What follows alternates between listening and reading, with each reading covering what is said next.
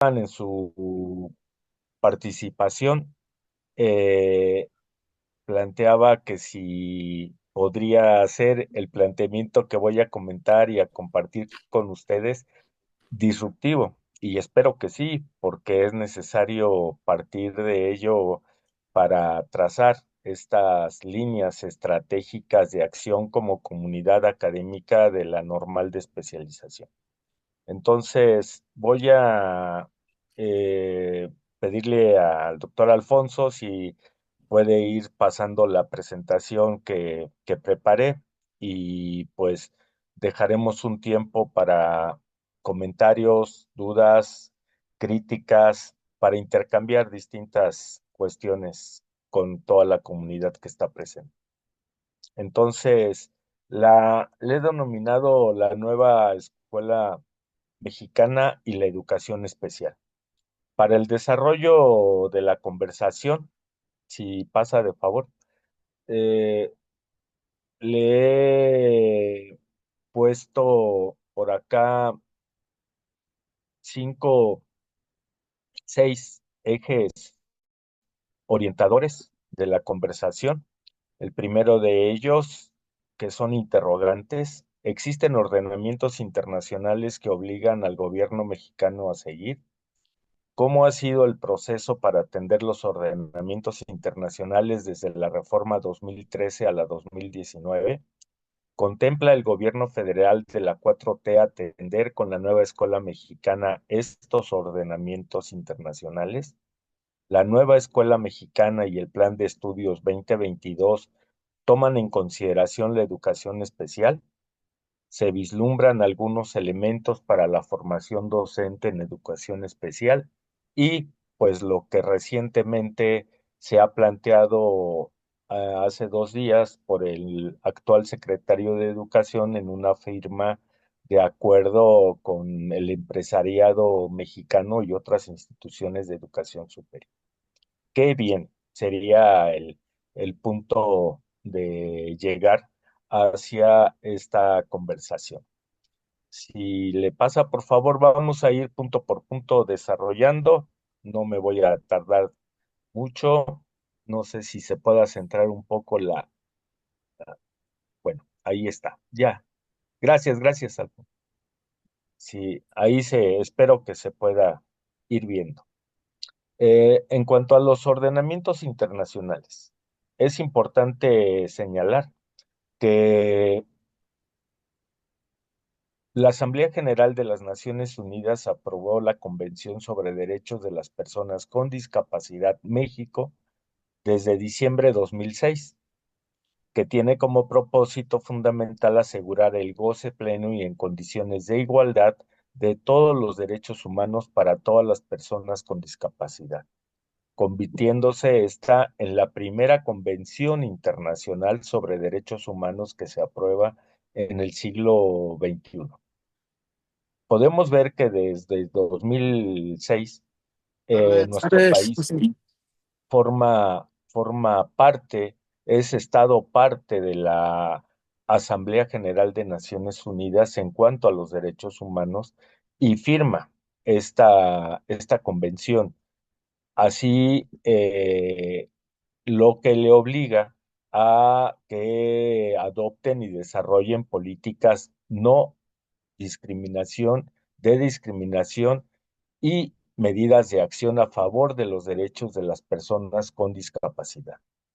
El objetivo fundamental de esta convención es quitar el paradigma de trato asistencialista que siempre se ha tenido desde que se habla de discapacidad. Ahora lo llaman en muchos lugares de movilidad reducida, pero ha pasado por el concepto de minusválido, inválido, eh, eh, necesidades especiales y bueno, el concepto de discapacidad es el que pues casi por lo general manejamos y conocemos todos. En 2007 se ratificó este protocolo para proteger y promover los derechos y la dignidad de las personas con discapacidad, con miras a una sociedad mundial inclusiva. Entonces, vemos que hay ordenamientos mundiales para los derechos humanos de las personas con algún tipo de discapacidad.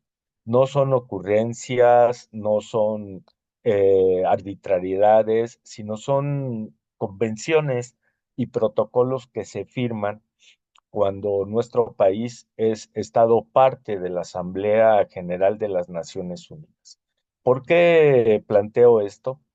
Porque siempre es importante considerar cuáles son los rasgos institucionales que van a regir finalmente el destino futuro y en qué estamos basados para atender requerimientos no solo nacionales, no solo municipales, comunitarios, sino también qué es lo que se está planteando a nivel mundial. Digamos que estas son las instituciones más amplias de las cuales partimos y suponemos que deben estar consideradas en artículo tercero constitucional de nuestro país y todos los planes y programas que forman el proyecto cultural de nuestro país para la formación de los niños, las niñas, los adolescentes, en todas las poblaciones también que asisten a los distintos niveles educativos de nuestro país, pero sin dejar de lado a las personas con algún tipo de discapacidad. Si le pasa de favor, doctor, ay, bueno, en esta parte, entonces, una cuestión son los derechos humanos para atender a las personas con discapacidad de manera general, pero de manera particular tenemos que ubicar qué es lo que se plantea en materia educativa. Este rubro es el que nos correspondería de manera específica atender de esta manera, en donde se establece que es necesario asegurar un sistema de educación inclusivo a todos los niveles, así como la enseñanza a lo largo de la vida. Desarrollar el potencial humano y el sentido de la dignidad y la autoestima, reforzar el respeto por los derechos humanos, las libertades fundamentales y la diversidad humana. Desarrollar al máximo la personalidad, talento y creatividad, hacer posible su participación de manera efectiva en una sociedad libre. Esto es lo que es el núcleo de atención en materia educativa para con las personas que tienen algún tipo de discapacidad. Entonces, ahí están los derechos humanos para proteger, para potenciar el desarrollo cultural, social, económico, educativo de las personas con estas características, pero pues tenemos que ir viendo cómo de los derechos al hecho hay mucho trecho. Y esta parte es la que tenemos que estar contemplando, porque en muchos lugares nos ponen por delante los derechos humanos y los vemos que de una o de otra manera se vulneran paulatinamente en distintas esferas de nuestra sociedad. No es el caso de las personas con algún tipo de, es el caso, perdón, con las personas con algún tipo de discapacidad. Y bueno, pues todo esto convierte como en una jaula invisible que nos inmoviliza y nos confunde, porque como todo está centrado en los derechos, pareciera que de manera automática van a tomarse en consideración y se van a potenciar, pero pues esto no es lo que está sucediendo cotidianamente. Hay una tesis que es de la igualdad, que se confunde con la inclusión y con el respeto a las personas con algún tipo de discapacidad. Esta igualdad pareciera ser que todos, por igual, tenemos que gozar de todos los derechos. Pero, pues, lo vemos en términos sociales y culturales que esta parte no sucede. Sin embargo, en todos lados se aboga por esta igualdad. De este modo, entonces, podemos ir viendo, por favor, la siguiente lámina. ¿Qué pasa en la reforma 2013 con estos ordenamientos? Espero la primera parte haya quedado planteada como el contexto amplio y general de lo que implica la atención de las personas con algún tipo de discapacidad en materia educativa, que proviene de ciertos ordenamientos a nivel internacional. Sería la primera interrogante de la lámina con la cual iniciamos la conversación.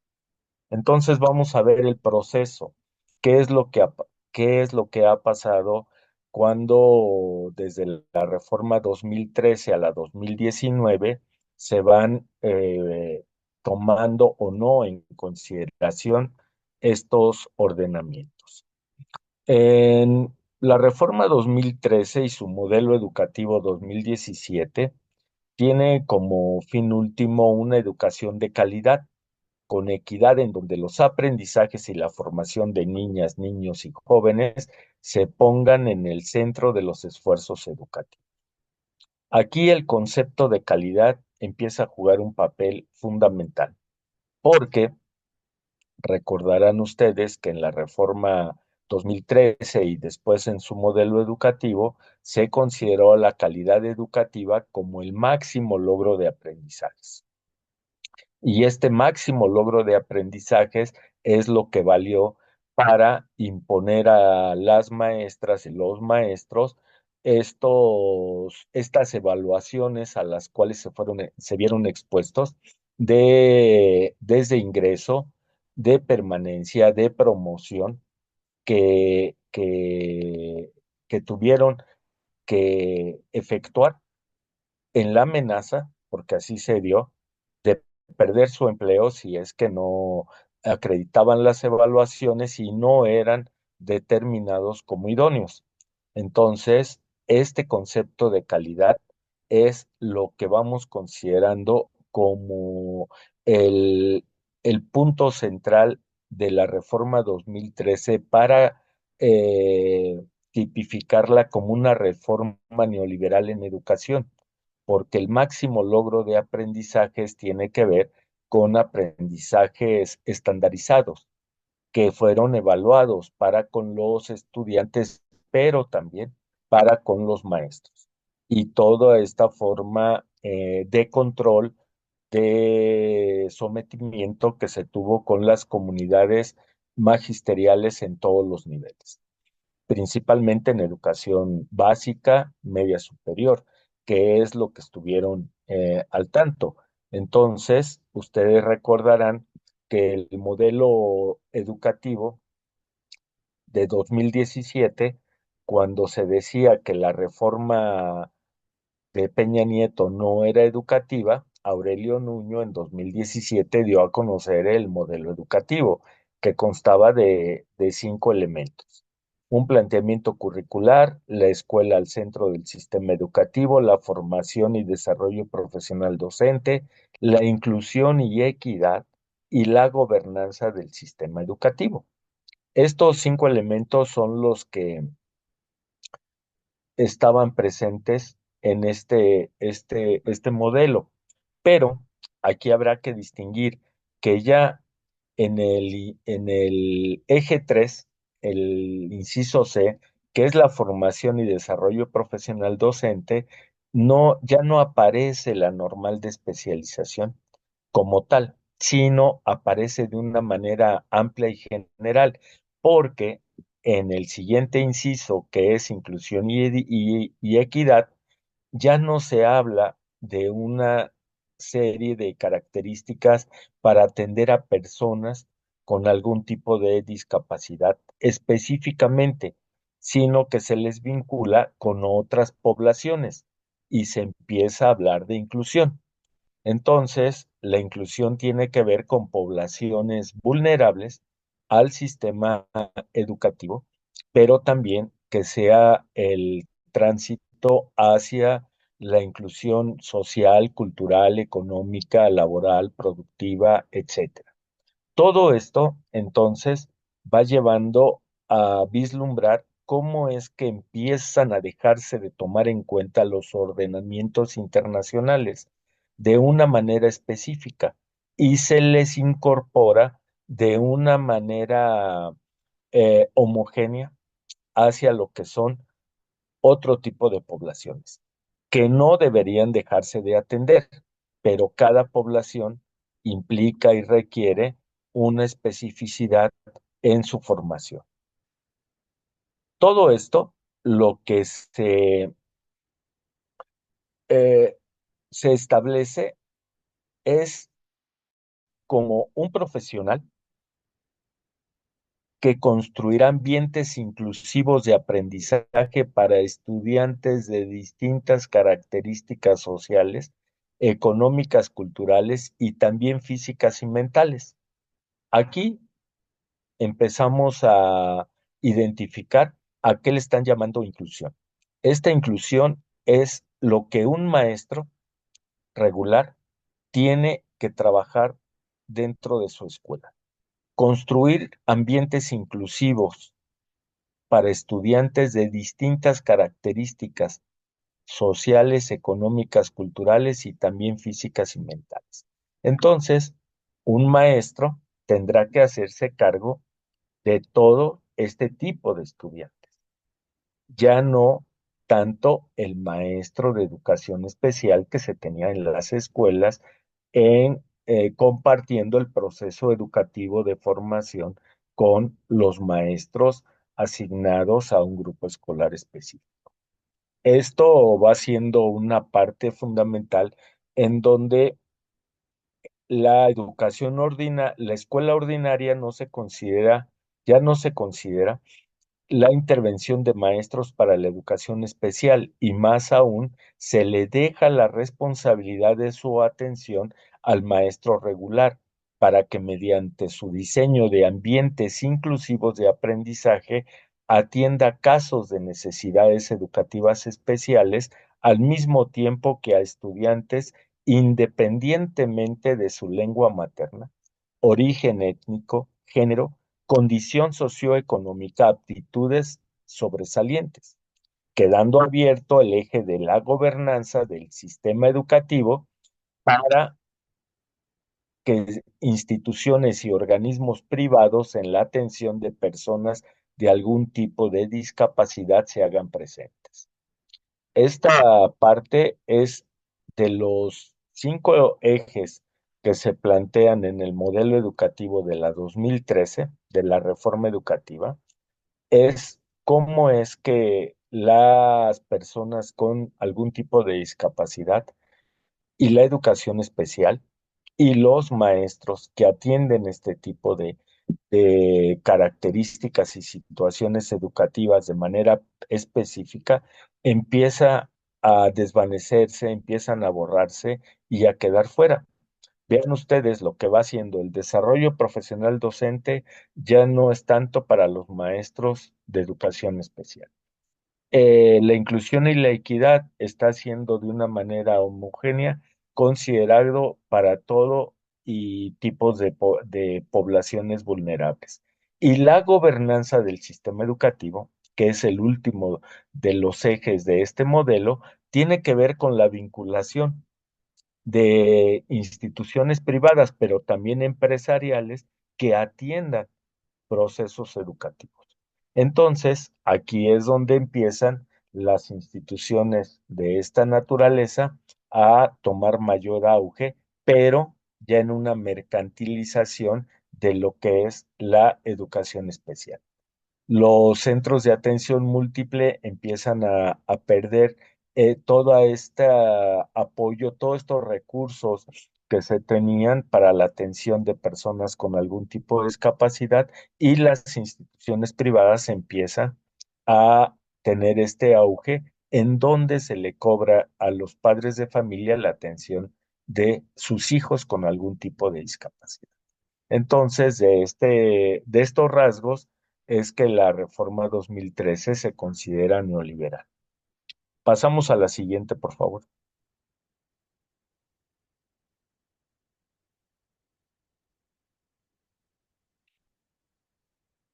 Lo anterior es lo que pasó en la Reforma 2003. Pero ahora veamos cómo está en el artículo tercero constitucional la, la Reforma 2019.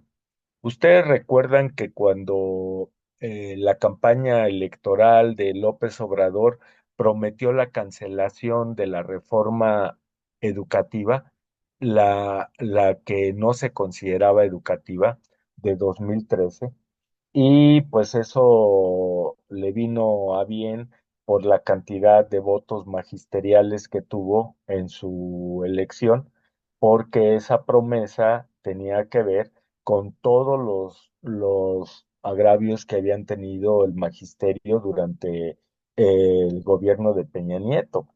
Llevarlos a la evaluación de manera obligatoria implicó represión, implicó mantenerlos presos, inclusive existieron bastantes maestras, maestros agredidos y también fallecidos. Entonces, la promesa de campaña de cancelar la reforma educativa de Peña Nieto, pues fue un aliciente, algo que al magisterio en general le dijo, van a venir cosas distintas. Lo único que se quitó en la reforma 2019 fue la evaluación de permanencia, pero todos los demás tipos de evaluación sí. En el artículo tercero del ya reformado en la 2019, ustedes pueden ver que está el sistema para la carrera de maestros y maestras, que ahora se está discutiendo si se cambia la UCICAM, porque son las evaluaciones verticales y horizontales, pero también el sistema de mejora continua, que se formó una comisión para la mejora continua con carácter autónomo, que recientemente ha desaparecido, al mismo tiempo que otros 6 organismos autónomos que fueron cuestionados por su gasto oneroso, pero también por no presentar resultados que se esperaban. Este sistema de mejora continua, también, ese fue una creación de la reforma 2019. Y esto es algo que tenemos que no perder de vista también. Entonces, cuando está la reforma educativa 2019 y su plan de estudios 2022, aunque se plantea como motivo principal el combate a las desigualdades y exclusiones, no desaparece el concepto de calidad como máximo logro de aprendizajes y se extiende a una educación de excelencia como el nivel superior del primer concepto. Se queda el concepto de calidad, pero se añade el de excelencia para dar una cobertura mayor. Ustedes recuerdan que el primer secretario de Educación Pública, Esteban Moctezuma Barragán, ahora embajador de Estados Unidos, que recién lo acaban de ratificar como embajador, que ya estaba en el sexenio de López Obrador, pero él fue el primer secretario de Educación Pública en el sexenio de la Cuarta Transformación, y él es el artífice de estos conceptos de calidad, de excelencia, pero también de lo que se vino preparando como la nueva escuela mexicana. ¿Y él de dónde viene? Pues como presidente de Fundación Azteca. Esta fundación, propiedad de Salinas Pliego, el dueño de TV Azteca, que primero tuvo mucha consideración en el gobierno de López Obrador y después empezó a quedar un tanto en cuestionamiento y no se ha podido realizar lo que tanto se ha demandado, el pago de los impuestos que tiene pendiente. Pero entonces Esteban Moctezuma viene de un enfoque empresarial a dirigir en primer término la Secretaría de Educación Pública en el sexenio de la Cuarta Transformación. Es importante tenerlo presente porque el concepto de calidad no termina, no se quita y se añade el de excelencia. Pero entonces, en materia de, de inclusión, se plantea que la educación será inclusivo al tomar en cuenta las diversas capacidades, circunstancias y necesidades de los educandos. Con base en el principio de accesibilidad, se tendrá el objetivo de eliminar las barreras para el aprendizaje y la participación. El concepto que sobresale es el de accesibilidad y con ello podríamos decir que todos tengamos acceso a la escuela, pero todo tipo de poblaciones. Y sabemos cómo nuestras escuelas de educación básica, principalmente, no digamos las de media superior y superior, tienen graves problemas de accesibilidad en lo que se denominan estas barreras arquitectónicas, pero este concepto se refiere al acceso de todo tipo de personas. Es decir, todos tienen derecho a ir a la escuela. Y esto pues ya es una problemática en sí misma que no podemos perder de vista. La educación será de excelencia entendida como el mejoramiento integral que promueve el máximo logro de aprendizajes de los educandos. Si ustedes recuperan un poco la definición de calidad que planteaba en la lámina anterior, ahora también aparece el máximo logro de aprendizajes de los educandos para el desarrollo de su pensamiento crítico y el fortalecimiento de los lazos entre escuela y comunidad. Aquí lo que sobresale es que ahora se va a fomentar supuestamente y a potenciar un pensamiento crítico y el fortalecimiento de los lazos entre la escuela y la comunidad. Pero pues tenemos que ir viendo de qué manera se va atendiendo a la educación de personas y su formación de personas con algún tipo de discapacidad. Le mueve, por favor. Con esto llegamos entonces a lo que se planteó como la nueva escuela mexicana. La nueva escuela mexicana es lo que engloba completamente lo que tiene que hacerse a partir de la concreción para el artículo tercero constitucional y lo que después va marcando el contexto en el proceso formativo de niñas, niños, adolescentes y jóvenes.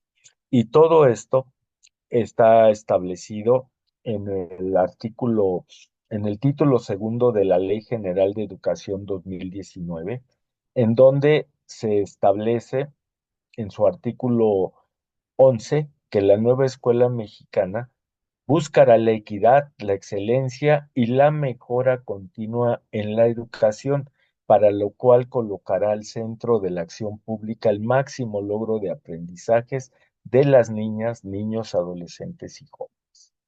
Como vemos, el concepto de calidad de Peña Nieto sigue presente, pero ahora en el contexto de la nueva escuela mexicana, en donde tenemos que ir viendo qué es lo que se plantea para la formación de personas con algún tipo de discapacidad. En la fracción 7 del artículo 16 referente a los criterios de la educación, se determina que será inclusivo al tomar en cuenta las diversas capacidades, circunstancias y necesidades de los educandos. Con base en el principio de accesibilidad, se tendrá el objetivo de eliminar las barreras para el aprendizaje y la participación. Lo mismo que se planteaba en el artículo tercero se plantea en la Ley General de Educación. ¿Le pasa de favor? ¿Cuál es la realidad de la 4T en materia de educación en general, pero de la educación especial en particular. La reforma 2019 se vislumbra que será considerada la educación especial. Esto en la reforma, en el artículo tercero. Ojo con esto. En el artículo tercero aparece que tomará en consideración, pero al llegar el nuevo marco curricular y el plan de estudios 2022, solamente queda fortalecida la mercantilización de la educación especial para la población escolar. ¿Por qué asevero esto? Porque ya no es considerada ni la formación de maestros, ni tampoco a las personas en específico con algún tipo de discapacidad y por supuesto la formación docente de maestros que atiendan este tipo de población, pero que estén dentro del contexto escolar como anteriormente sucedía. En su lugar, se habla de una educación incluyente en el sentido de inclusión social. Aquí viene otro concepto, inclusión social, en donde las poblaciones vulnerables, entre ellas las indígenas, serán atendidos al mismo nivel que las niñas, niños y adolescentes con algún tipo de discapacidad. Cualquier parecido con la reforma 2013 es mera coincidencia, planteo yo. ¿Por qué? Porque es lo que estaba puesto en el modelo educativo de 2017 de Peña Nieto. Si recuerdan la lámina que pusimos en la reforma 2013, lo que aparece aquí es completamente idéntico a como estaba establecido. Pero ya hablan de una inclusión social, de tal forma que al desaparecer la educación especial del Plan 2022, se está violando el derecho a la educación de estos niños por hacerlos invisibles, exponiéndolos a una exclusión educativa y social, porque los planteles regulares carecen de profesores capacitados e infraestructura adecuada para atender. Entonces, ya no están presentes los maestros de educación especial en específico para atender a estos. En algunos planteles podrá haber algún acompañamiento, pero ya no está establecido de manera institucional que así sea.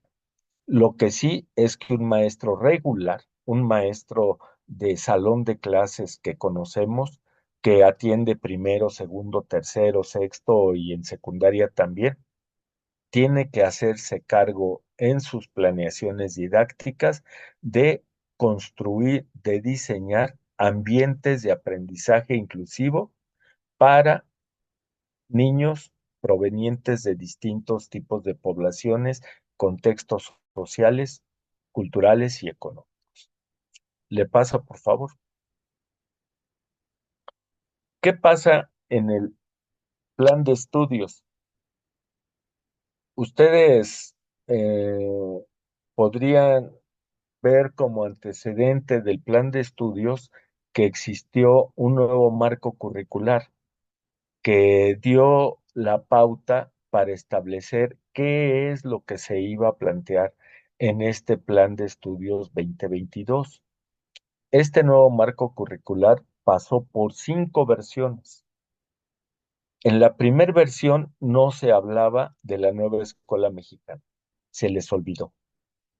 Hasta la quinta versión, cuando se publica en el Diario Oficial de la Federación, es que aparece la nueva escuela mexicana, que se empezó a trabajar a partir de la segunda, tercera, cuarta versión, hasta que aparece publicado en el Diario Oficial de la Federación. Aquí la SEP desarrolló el plan de estudios para la educación preescolar, primaria y secundaria, reconociendo que la educación es un derecho humano de interés nacional, por lo que plantea como una propuesta curricular en permanente construcción colectiva y comprende 5 elementos. Si ustedes recuerdan el modelo educativo de Peña Nieto, acá el plan de estudios tiene 5 elementos también. Plan y programas de estudio, la formación docente, el codiseño, desarrollo de estrategias nacionales y la transformación administrativa y de gestión. Los componentes del plan de estudio 2022 son perfil de egreso, que tiene 10 rasgos, 7 ejes articuladores, 4 campos formativos, 6 fases de formación, libros de texto, programas sintéticos, analíticos, proyectos de aula, escuela y comunidad.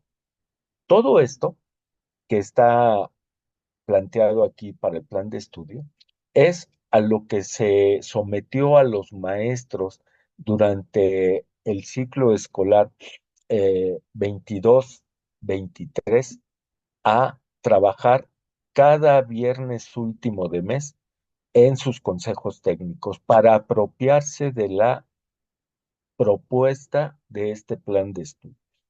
Y empezaron a trabajar el perfil de egreso, los ejes articuladores, así de manera sucesiva hasta que llegaron a los programas analíticos y ahí en las escuelas ya no se sabía qué hacer. Pero aparte, tenían que estar en la construcción de proyectos de aula, de escuela y de comunidad.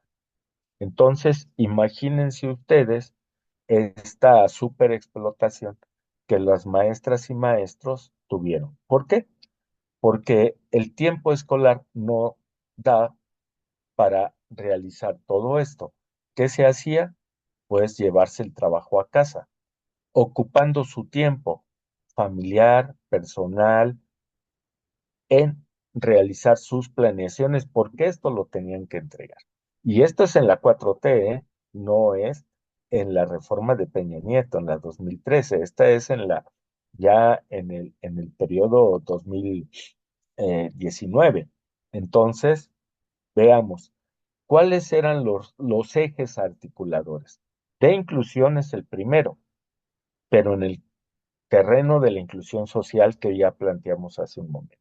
El pensamiento crítico, artes y experiencias, estéticas, vida saludable, interculturalidad, crítica, igualdad de género y apropiación de las culturas a través de la lectura y la escritura con 4 campos, con los saberes de los campos formativos, que son de lenguajes, saberes y pensamiento científico, ética, naturaleza y sociedades y de lo humano y lo comunitario con la vida cotidiana de los estudiantes en cada una de las fases o grados escolares. Para hacer un programa analítico en las escuelas, que vean arriba de la lámina, el punto C, que es codiseño, tenían que hacerlo supuestamente de manera colegiada, de manera colectiva, en la escuela un programa analítico articulando todo esto que está planteado. Entonces, la formación continua, que es lo que se echó a andar, ¿qué tenía que ver? Que en la escuela tenía que haber un proceso formativo también, en la práctica. Pero, ¿cómo hacer un programa analítico si las autoridades educativas tampoco tenían conocimiento de cómo poderlo realizar? Más sin embargo, las maestras y maestros se vieron sometidos en todo ello. ¿Y aquí dónde está la educación especial? Pues brilla por su ausencia. Lo que está es el eje de inclusión, pero en su acepción más amplia y global. ¿Le pasa, por favor? Entonces, vamos viendo que de la educación especial se fue hacia la inclusión social. Se transitó, pero en una invisibilización de la educación especial y de las personas con algún tipo de discapacidad. Pero se pretende con esta inclusión social que desde una perspectiva decolonial, las niñas, niños y adolescentes se den cuenta y sean conscientes de que si falta una o uno por motivos de clase, sexo, etnia, lengua, cultura, capacidad, condición migratoria o religión, entonces no están incluidos todas ni todos. ¿Ven lo que está significando inclusión para la 4T? Que todos deben de estar incluidos, pero si falta alguno en un salón de clases, es que hay exclusión. Todo esto se pretende que los niños, niñas, adolescentes y jóvenes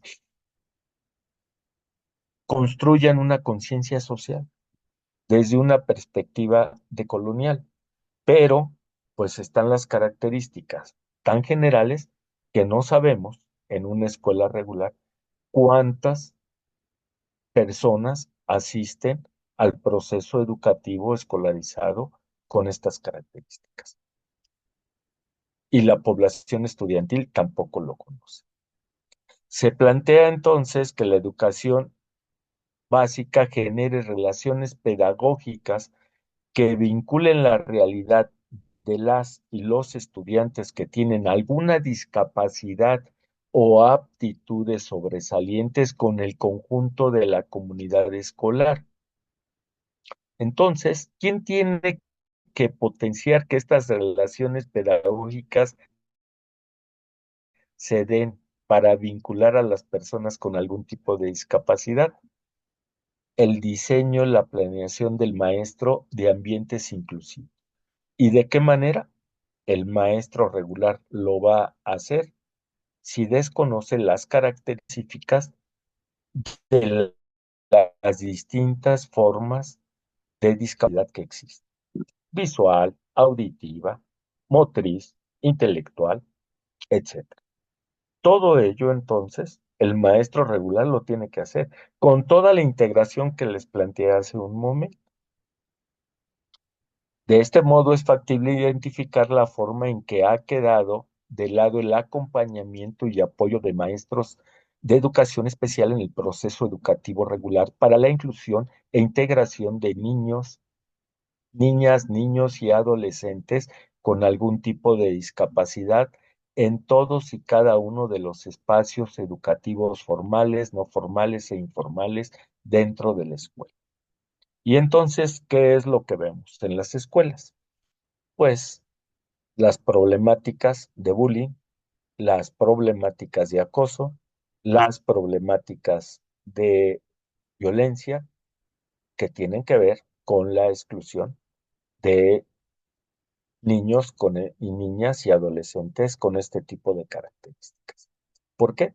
Porque el ambiente social y cultural del que provenimos no es de un carácter inclusivo, sino por el contrario, de exclusión, de discriminación, de racismo, de homofobia, de xenofobia. Y esto se aprende y esto se expresa dentro de las escuelas. Y pues con las poblaciones vulnerables es más común que se dé. Le pasa, por favor.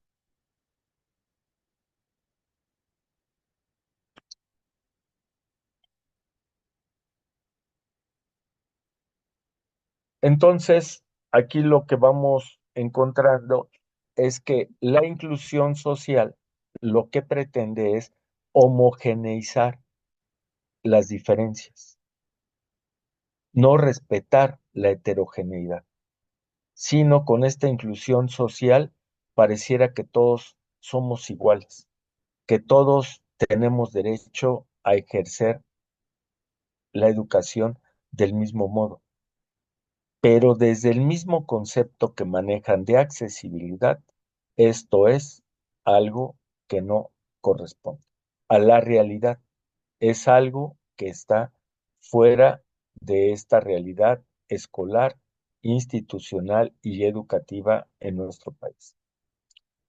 El eje articulador de inclusión plantea que es la capacidad para que los niños, niñas y adolescentes sean conscientes de que si falta una o uno por motivos de clase, sexo, género, etnia, lengua, cultura, capacidad, condición migratoria o religión, entonces no están incluidos todos.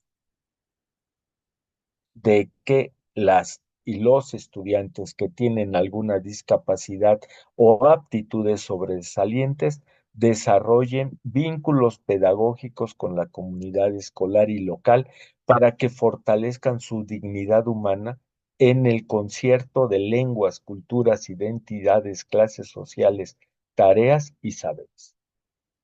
Entonces, vean la complejidad en la que se encuentra el proceso formativo dentro de las escuelas. Este proceso escolar en el que vamos teniendo una realidad que no está en relación con el ejercer los derechos humanos a la educación. ¿Qué pasa con los libros de texto 2023?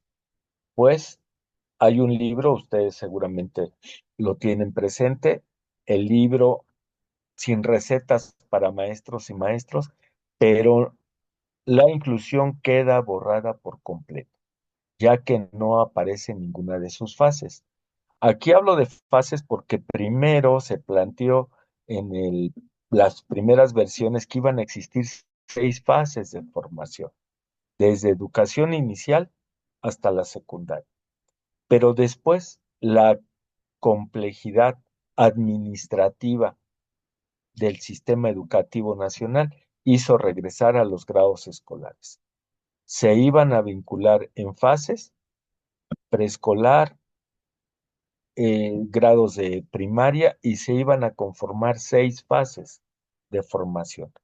Pero al pasar al proceso de calificaciones, evaluaciones, se vio que era una complejidad administrativa que no iban a poder dar respuesta fácilmente. Por lo tanto, regresaron a los grados escolares, como hoy en día se tiene.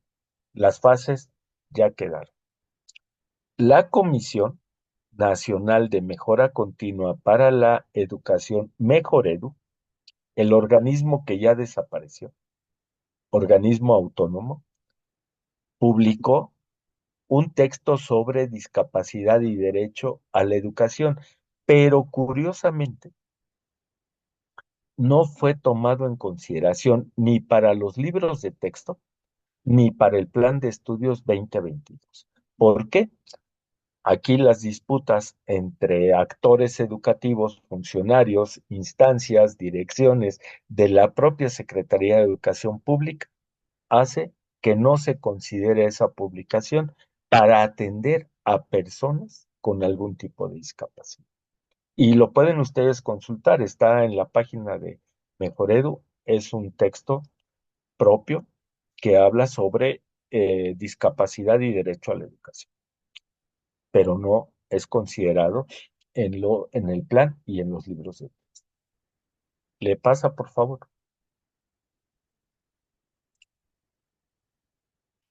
Bueno, con todo esto, ¿qué es lo que les propondría? Pues si hay debate, también mucho mejor. Un objeto de intervención en la formación docente en educación especial. Y por supuesto, pues que a su comunidad académica también les estaría correspondiendo un tal.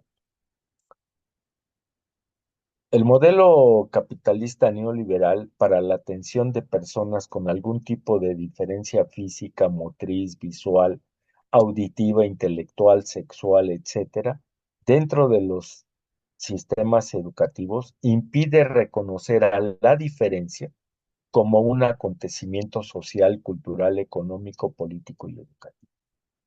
Aquí, para no homogeneizar y hablar de igualdad, e inclusión social con esta accesibilidad que tanto marca, habría que discutir y estar en permanente diálogo y en permanente cuestionamiento, que es el respeto a la diferencia, a las personas con distintos tipos de discapacidad.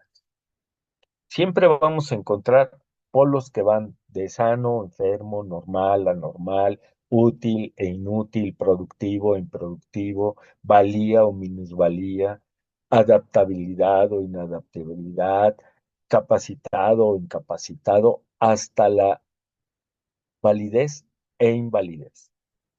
Capacidad o capacidad diferente, movilidad o movilidad reducida. Finalmente, la diferencia es una construcción social.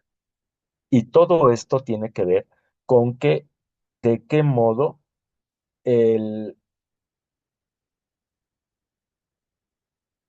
el hecho de reconocer la diferencia nos permite avanzar a un terreno de atención y de intervención en la formación con personas con algún tipo de discapacidad para evitar esta normalidad que se quiere ver como homogénea en la población en general. Es más fácil tratar poblaciones homogéneas que en el respeto a la heterogeneidad. ¿Por qué? Porque en la homogeneidad todo cabe y todo se puede excluir, si no cubren con los criterios que están planteados de antemano. Entonces, poder avanzar a características de una diferencia en relación con los demás, más que a una capacidad diferente, que esto también es una cuestión fundamental.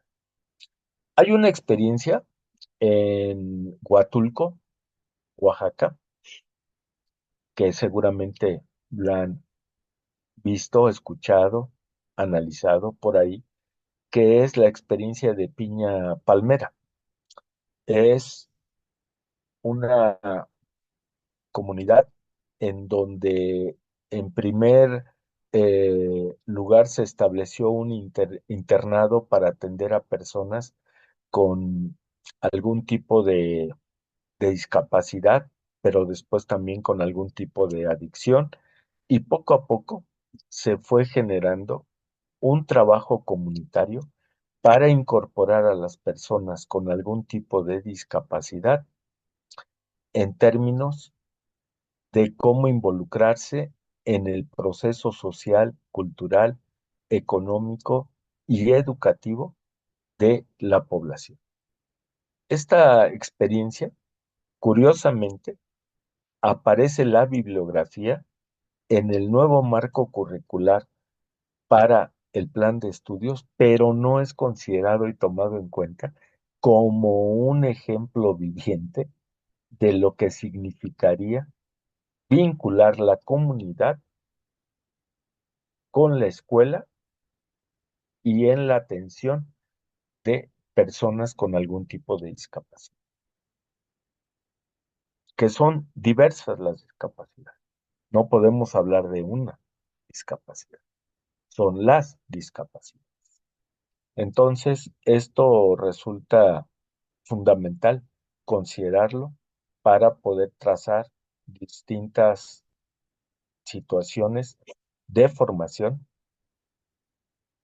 curriculares en el establecimiento de planes, programas de estudios propios en su comunidad.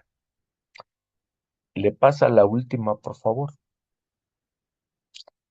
Pues nada más para cerrar con broche de oro, vean ustedes ahora qué es lo que se está planteando desde la 4T en su segundo piso por el secretario de Educación Pública actual, Mario Delgado, que se dan a la tarea de firmar un acuerdo nacional para fortalecer la formación profesional, el conocimiento tecnológico y la innovación en el marco del Plan Nacional de Desarrollo 2025-2030.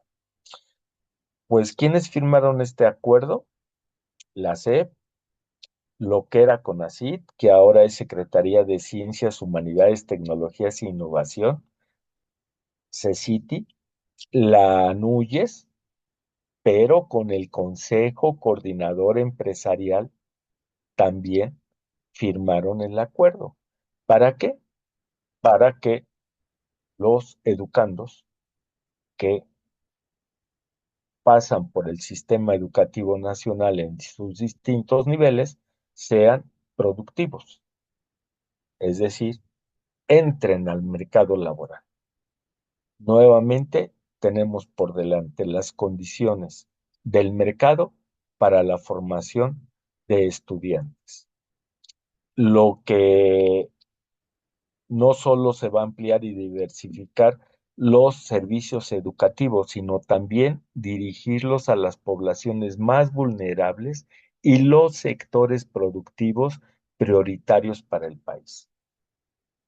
Y aquí la pregunta es, ¿estarán las personas con algún tipo de discapacidad en todo este planteamiento o de qué modo es que se está estableciendo y planteando? Entonces, en este recorrido, durante la conversación, pues vimos distintos ejes sobre los cuales en este último planteamiento es qué es lo que está planteándose en el segundo piso de la 4T, en el marco, por supuesto, de la nueva escuela mexicana, también. Ahora es la firma de este acuerdo para que la educación esté orientado por estas cuestiones productivas empresariales. Pues les agradezco mucho la atención. Esta sería la presentación. Muchas gracias, maestro Guerra. Bueno, sin duda alguna, nos ha provocado grandes cuestionamientos, una disrupción total en todo su conferencia. Creo que hay preguntas en el chat, me gustaría empezar a leerlas, algunas aportaciones. En el marco nosotros también de la reforma del plan de estudios de educación, de las licenciaturas las licenciaturas en educación para los maestros, los futuros maestros, pues también ha habido estos ires y venires. Y bueno, creo que nos hace sentido muchas cosas, ¿no? Entonces, bueno, voy a empezar a leer algunos comentarios, preguntas. Dice la maestra Betty Gutiérrez, que está de acuerdo exactamente, la prueba es incluso la desaparición de las áreas de atención en nuestra escuela, en la licenciatura de educación especial. eh, 4 licenciaturas de 4 años cada una abreviadas en una sola licenciatura de 4 años, ¿no? Ahora ya no hay áreas, es una licenciatura en educación especial a secas. Y bueno, pues nos costó muchas discusiones a nivel nacional que lográramos la permanencia de la licenciatura en educación especial. En algunos estados de la República existe la licenciatura en inclusión educativa, no de educación especial, ¿no? Entonces, bueno, nosotros participamos como escuela en lograr que la licenciatura permaneciera. Bueno, también nos comparte la maestra Montserrat este documento de Mejor Edu que se utiliza mucho en el discurso, pero que pues no se utiliza, el que usted nos señalaba, no se utiliza en la toma de decisiones. Em, dice el maestro Alfonso Luna, se plantea una perspectiva crítica y relevante respecto de la inclusión. Es adecuado que nos proponga proponer, perdón, que nos proponga poner a prueba el concepto y buscar otras perspectivas que sean adecuadas en el sector, maestro Marcelino. La maestra María Rosa pregunta, ¿qué puede hacer la Escuela Normal de Especialización para posicionar a la educación inclusiva en nuestro país? No podemos ser solamente espectadores. ¿Qué nos sugiere, doctor? Perdón, maestro Marcelino. Pues ahí están estos planteamientos, cuestionamientos. Es complicado decirles qué hacer, como así una agenda de que tenga que seguirse, pero pues me parece fundamental el hecho de que consideremos todos estos planteamientos que se vienen haciendo de carácter institucional como este rasgo de la inclusión y hoy en día de la inclusión social. ¿Qué es lo que representa? ¿Qué es lo que implica? ¿Qué dificultades, complejidades tiene? El que imaginemos un salón de clases con niños de distintos tipos de discapacidad, por lo menos dos o tres, con niñas, niños de poblaciones indígena, con lengua materna diferente, niños de situaciones económicas de alta pobreza y niveles culturales también diferentes. La inclusión social en esas características, como está planteado institucionalmente, tendría que ver con que el maestro esté formado y preparado para construir ambientes inclusivos de aprendizaje. Estos aprendizajes, ¿cómo tendrían que desarrollarse? ¿De qué manera? En el tiempo escolar que se tiene determinado, con todos los libros de texto que los maestros tienen que seguir. Por lo menos son 7 libros de texto los que los maestros tienen que llevar a cabo, aparte de su guía de planeación en educación básica, hasta primaria. De los 4 campos formativos, deben de considerar sus libros de texto. Y 3 más que son de aula, proyectos de aula, de escuela y de comunidad. Pero todo ello, supuestamente, en una articulación que se haya construido de manera colectiva en un programa analítico, que hubo una y sigue existiendo una discusión fuerte entre lo que es, si es entregable o no es entregable el programa analítico, pero fue una imposición. ¿Y qué tenía que contener, qué debía contener el programa analítico? El punto de llegada, que es el perfil de egreso, que son 10 rasgos del perfil de egreso. Y ahí hay un rasgo de la inclusión, hay un rasgo de la interculturalidad, pero ¿cómo lo vamos a desarrollar dentro de la escuela? Al tener saturado a las maestras y los maestros en todo lo que tienen que entregar como planeaciones y después evaluar en términos de cuestiones particulares a cada uno de los estudiantes, de niñas, niños, adolescentes y jóvenes. Entonces, el concepto de inclusión social pareciera ser que es que todos estemos de manera conjunta, como ahorita en la pantalla. Podemos tener muchas diferencias, pero estamos en una videollamada y podemos compartir y podemos decir y podemos estar, pero cada uno de nosotros tiene sus propias perspectivas, sus propias críticas, etcétera. En un proceso escolar, en un proceso de formación, en los distintos grados escolares, veamos qué es lo que representa para un maestro esta inclusión social. Cuando podría ser una manera de trabajo distinta si no se tuvieran tantas imposiciones para el control del trabajo docente, porque eso es lo que también es necesario discutir. ¿Cómo voy a formar un ambiente de aprendizaje inclusivo si me están superexplotando? ¿De qué manera también la inclusión social pasa por los maestros? Entonces, no se trata, me parece, de llenar de discursos de coloniales a las y los maestros y en las escuelas, porque a todos nos llama la atención, nos impacta el discurso de colonial, porque pareciera que con el puro discurso las cosas van a ser distintas. La cuestión está en la realidad y en la práctica escolar. ¿A qué nos enfrentamos? ¿Qué pasa cuando las agresiones escolares se dan? La violencia escolar se da.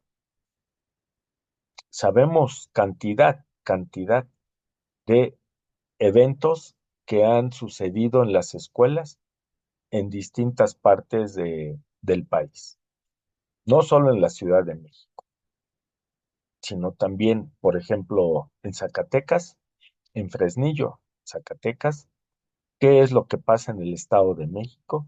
También estas formas de no atender en las escuelas, por ejemplo, las agresiones entre adolescentes en secundaria, que llegan al grado de la muerte.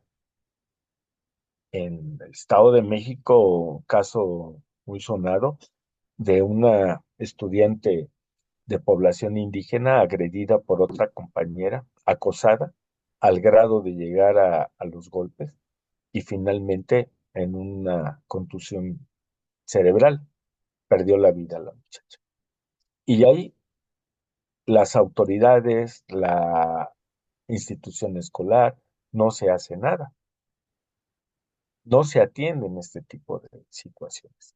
Entonces, a mi modo de ver, las problemáticas sociales que tenemos al interior de las escuelas que llegan de mucho lado deberían ser los motivos de aprendizaje cotidiano y permanente, en términos de ir ubicando qué es lo que están desarrollando las niñas, los niños, los adolescentes en función de su formación, de cómo es que están establecidos, qué es lo que, de qué cultura proviene.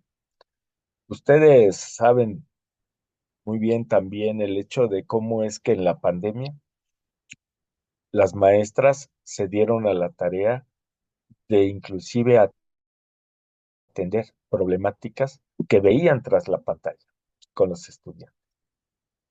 Estas agresiones familiares, estas violencias intrafamiliar que se daban y las maestras tenían que intervenir, principalmente maestras. Pero esto es lo que se veía en pantalla. Imaginemos qué es lo que no sucede, qué es lo que no llevamos y qué es lo que sí llevamos a la escuela. Entonces, son situaciones en las cuales la inclusión social, a mi modo de ver, es un término que requiere de un trabajo permanente si se quiere tomar en consideración para el proceso formativo y es una formación de otra naturaleza a la que estamos llevando en los distintos espacios educativos. No solo en la escuela básica, la escuela de inicial, preescolar, primaria, secundaria, sino también en las universidades, en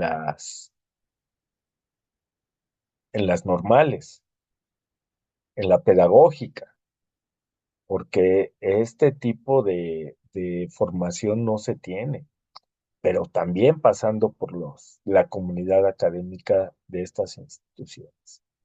Entonces, son cuestiones que tienen bastante cuestión que estar analizando de manera permanente y es importante no, no perder el hilo de qué es lo que se está pensando desde lo institucional y qué es lo que estamos en puerta por hacer las comunidades académicas. La normal de especialización me parece que tiene un papel muy fuerte, muy importante, muy determinante. Si ustedes también así lo plantean para la inclusión social, sería de otro modo el proceso formativo que sería necesario llevar a cabo, pero sin desconocer lo otro. Mi aspecto central es la educación especial. ¿Por qué? Porque se dan muchos discursos a favor de las personas con algún tipo de discapacidad, pero son las principalmente excluidas de procesos sociales, culturales, laborales, económicos. Y esto pasa con muchas otras poblaciones, pero es necesario entonces tomar una consideración distinta a qué es lo que estamos considerando como educación inclusiva en un carácter mucho más amplio, sin desconocer lo que es la educación especial. Porque aquí vienen muchas cosas.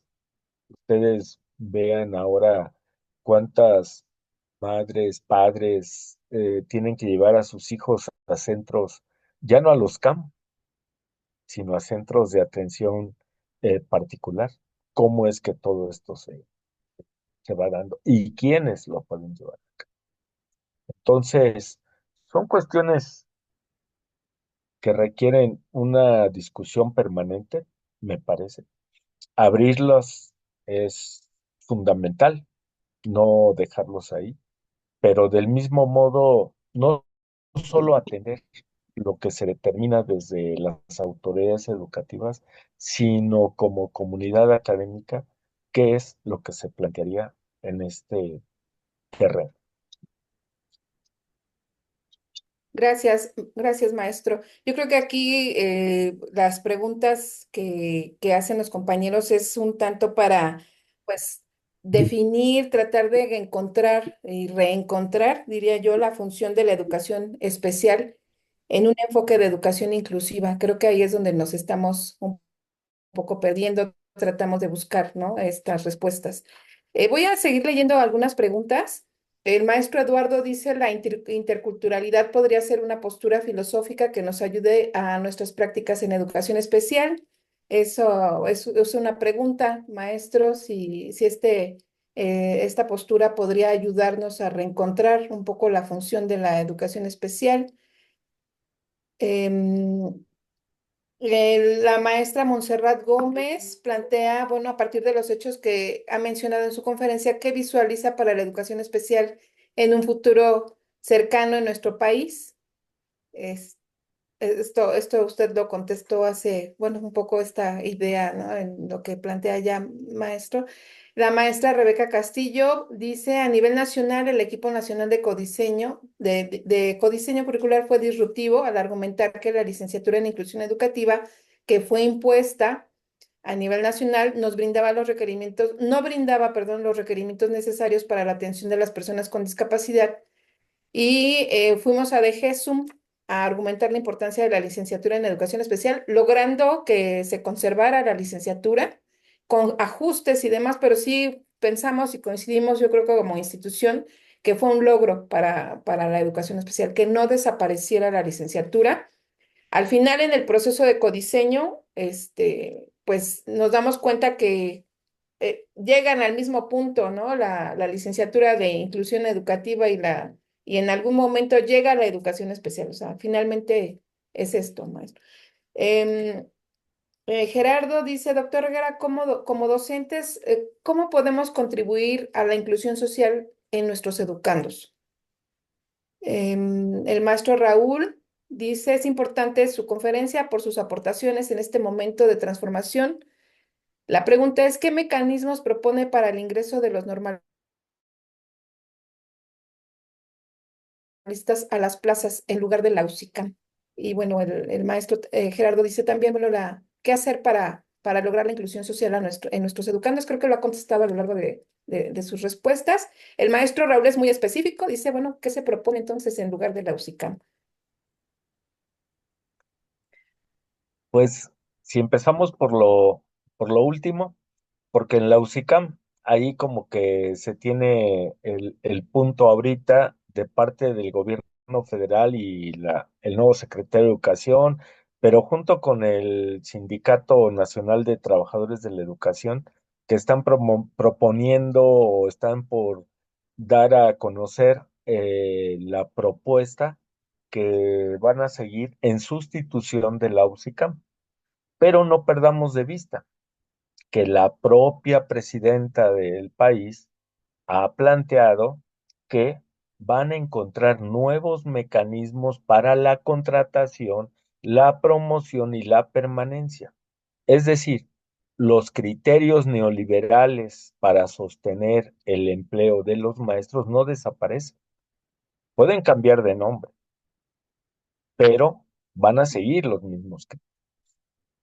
Entonces, esa parte debe de estar en punto central porque la UCICAM se ha dado a la tarea de determinar qué es lo que sobre qué debe de ser evaluado un maestro y una maestra.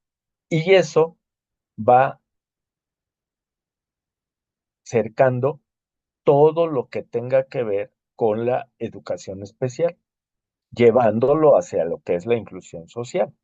Entonces, tanto evaluación vertical como horizontal tienen que ver con que todo proceso de evaluación está puesto para garantizar una calidad educativa. ¿Y cuál es? El logro de aprendizajes. ¿Sobre qué? Sobre lo que se está imponiendo y determinando como inclusión. Por ejemplo, ¿qué es lo que se va a preguntar? Pues es sobre inclusión social. ¿Y qué es lo que se va a responder? Es sobre esta inclusión social. Entonces, la educación básica está quedando, perdón, la educación especial va quedando cada vez más desbordada por lo otro. Ahora, es importante cómo encontrar los resquicios que están presentándose para esto que ustedes, por ejemplo, lograron, que no desaparezca la licenciatura en educación especial. Eso es fundamental porque sigue existiendo profesionales de la educación con estas características que son fundamentales en las escuelas de nuestro país. Pero entonces viene acompañado de otro tipo de mecanismo. Es pugnar, demandar, pelear, luchar, porque los espacios de maestros de educación especial estén en las escuelas, no solo el maestro. Esto que hicieron de codiseño, quien es rectora en la Universidad Pedagógica Nacional, Rosa María Torres Hernández, quiso plantear a qué se refería el codiseño y nunca supo qué hacer. Porque el codiseño no es otra cosa más que un trabajo colegiado al interior de una comunidad escolar. ¿Sobre qué? Sobre lo que tienen que trabajar para la formación de los estudiantes. ¿Pero qué tenían encima los maestros? Pues ya tenían un perfil de egreso con 10 rasgos, 7 ejes articuladores que tenían que vincular. Ya tenían 4 campos formativos, 5 estrategias nacionales, que las estrategias ya no las tomaron en consideración, pero todo eso lo tenían que hacer en un programa analítico. Pero ya tenían un programa sintético. ¿Qué era el programa sintético? Los aprendizajes esperados de los estudiantes. Imaginemos que solo se queda el programa sintético para las escuelas y entonces colectivamente la comunidad escolar de esa escuela decide cómo desarrollarlos y cómo llevarlos a cabo. Ah, no, pero tenían todo un cúmulo de cuestiones. Entonces el codiseño se fue contaminando, contaminando y terminaron por excluir cosas sin tener un conocimiento formativo, pedagógico, didáctico, de qué es lo que se tenía que hacer y cómo hacerlo. Y es una autoridad educativa de la Universidad Pedagógica Nacional que se dio a la tarea de este tipo de cuestiones y uno dice, así, lo único que se hace es desconcertar más a las maestras y maestros en las escuelas. Inclusive estuvo en una vespertina. ¿Recuerdan ustedes las vespertinas que se dieron para explicar el plan de estudios, el programa analítico, los libros de texto y el códice? Cuando la secretaria de Educación de aquel entonces, Leticia Ramírez, cuando llegó al cargo, no sabía cómo se tenía que hacer la articulación.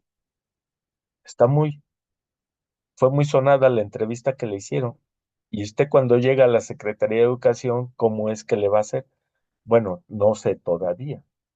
Va a llegar su momento en que ya lo conozcan. Nada más imagínense, ni siquiera quien está al frente. Entonces, aquí la cuestión es como también tomar decisiones como comunidad académica sobre qué. Que la inclusión social puede favorecer la formación de estudiantes. Por supuesto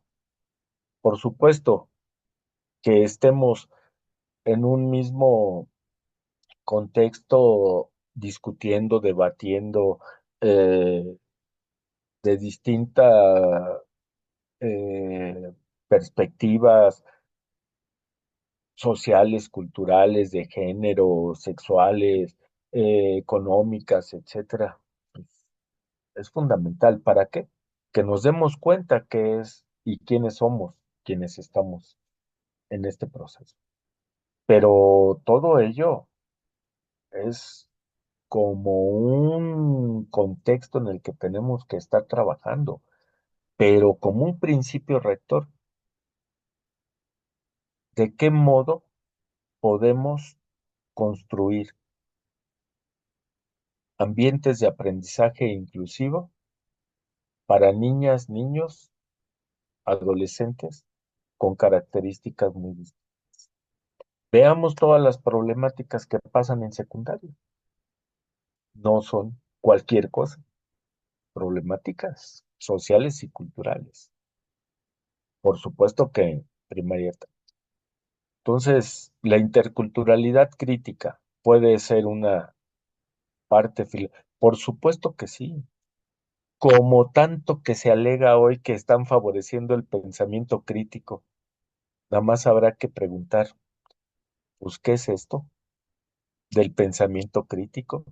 Si lo que me piden es que responda un examen memorístico, repetitivo, las pedagogías críticas que tanto se hablan hoy en día, pues sí, a ver, y citan a Paulo Freire, pero pobre Freire, pues ni siquiera le consideran de la manera en que es. El conocimiento y el saber que uno tiene en la escuela, ¿cómo lo vincula con la realidad? Ahí es la generación del pensamiento. A los niñas, niños, adolescentes, esto es lo que no se lleva. Entonces, hay varias cuestiones eh, que están pendientes. Y ahora con la firma de Mario Delgado con el eh, Consejo Empresarial, para que se vincule la educación con el mercado y la productividad, pues ahí entonces ahora hay que, ya inclusive quieren echar a andar toda esta formación por inteligencia artificial, porque es más rápida, llega a más personas y entonces pues nada más hay que darle al chat GTP y pues nada más vean hasta dónde ahora en el marco de la nueva escuela mexicana, otro tipo de cuestiones que van a ir por otro camino que ya dice uno, ¿Cuántas versiones de la nueva escuela mexicana existen? Esteban Moctezuma la inició. Delfina Gómez dijo que solo iba a continuar. Leticia Ramírez le tocó el plan y los libros de texto. Y ahora Mario Delgado firma acuerdo con el empresario. ¿Es neoliberal o no es neoliberal todo esto? Entonces, no nos dejemos llamar a sorpresas tampoco, ¿no? El planteamiento que me permití compartir con ustedes tiene que ver con esta discusión, ¿no? ¿Hay que quitar fantasmas? Pues sí, hay que quitar fantasmas, ¿no? Porque entonces hay que ser claros. Ustedes, no sé si vieron, ya con esto termino, porque creo que se está acabando el tiempo. El año pasado, toda una propuesta que hizo la presidenta Claudia Sheinbaum sobre y en contra de la comida chatarra, por la desnutrición de nuestra población infantil y la obesidad y la diabetes infantil, que son datos muy, muy, muy graves que estamos teniendo cuando se plantea que el 86% de la población infantil tiene obesidad, por ejemplo. ¿A razón de qué? ¿De los malos hábitos alimenticios o de la cantidad de productos que tenemos que consumir porque no tenemos de otra? Porque en las familias, pues ya el gasto familiar, el trabajo que tienen que desarrollar papá y mamá, pues ya no será como antes para preparar las ensaladas. Y no alcanza para comprar comida nutritiva. Bueno, esto lo echaron desde noviembre, diciembre del año pasado.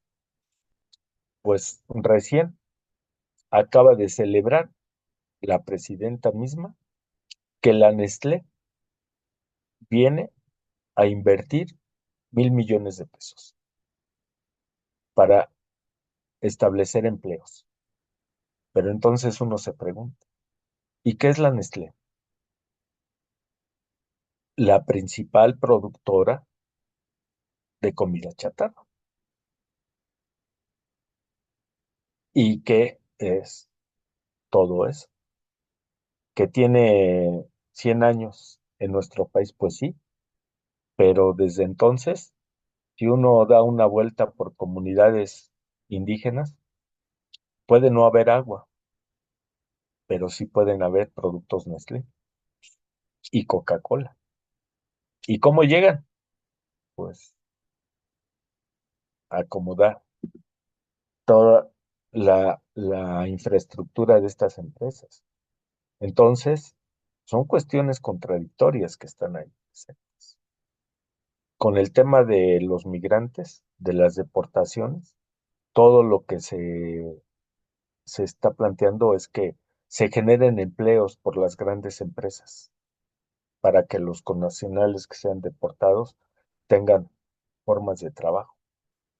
Pero entonces es cuando la Nestlé dice, vamos a invertir 1,000 millones de pesos, pues más comida chatarra. Entonces, ¿cuál es el combate a todo? Y es como la inclusión social, ¿no? Todos podemos estar en la escuela, pero las diferencias económicas cada vez son mayores también. Gracias, Bueno, maestro. Bueno, continúo leyendo algunos comentarios, preguntas. La maestra Rebeca en relación al proceso de codiseño, que estamos todavía en el proceso, pues que no ha sido fácil. Se logró esta idea de la licenciatura en educación especial, aunque sabemos definitivamente, como la maestra dice, que tiene limitaciones el codiseño, hay retos todavía para la formación docente, pero ahora es tiempo a nivel institucional de replantearnos hacia dónde vamos. La maestra Roxana Ramírez, nuestra escuela tiene un perfil de egreso para que nuestros estudiantes se incorporen a los servicios educativos. Sin embargo, hemos dejado a un lado el trabajo que pueden desempeñar en otras instancias y nos están ganando las escuelas que no tienen nuestra riqueza de maestros con este perfil. La maestra Betty Gutiérrez dice incluso excluidos de la educación superior. Este, la maestra Guillermina Gutiérrez, tendremos que continuar con la defensa de la licenciatura en educación especial y no perder su razón de ser la atención a la discapacidad. La maestra Rebeca Castillo, el codiseño fue un proceso que tuvimos que aprender en el camino, quienes participamos en ello, ya que efectivamente no tuvimos la orientación y el acompañamiento que siempre fue necesario. Lo importante de la acción de codiseño fue la corresponsabilidad que surgió para dar una respuesta por parte de los docentes normalistas a las escuelas normales participantes. Y seguimos viviendo el codiseño, estamos todavía digamos, a una tercera parte de la formación de la primera generación de la licenciatura en educación especial. Continuamos en el camino. Hay muchas cosas que mejorar, por supuesto, pero creo que el propósito que teníamos muy claro como institución lo logramos al conseguir que continuara la licenciatura. Maestro Irino, yo me quedaría con la pregunta o más bien con la idea de definir el objeto de intervención a la que usted nos invita. Creo que eso es importante, no debemos de seguir cuestionándonos quién es el sujeto de nuestra atención en la educación especial, por quién surgió. Necesitamos investigar sobre educación especial, creo que eso es una necesidad a todas luces, en todos los sentidos y en todas las instancias. Desde hace 30 años, 40 años, no ha habido una investigación seria, sistemática, consciente, con un propósito definido. Y bueno, eso nos hace un poco más endebles, ¿no? Creemos que es necesario que se fortalezca la investigación en cuanto a la educación especial. Y bueno, creo que es importante que sigamos cuestionándonos también acerca de la función del maestro de educación especial en el sistema educativo. ¿Cuál es nuestra función? Y yo creo que ahí podríamos continuar con estos replanteamientos. Estamos en constante cambio, maestro Marcelino, y creo que usted nos está ayudando mucho a comenzar o seguir cuestionándonos. Por último, la maestra María Rosa Costa dice, maestro Marcelino Guerra, mil gracias por compartir sus saberes y por las sabias sugerencias que nos hace. Le felicito por la claridad de su pensamiento y la exposición del mismo. Muchísimas gracias. Los agradecimientos aquí tenemos en el chat. Y bueno, maestro, le doy la palabra al maestro Esteban, si quiere comentar algo, maestro. Muchas gracias.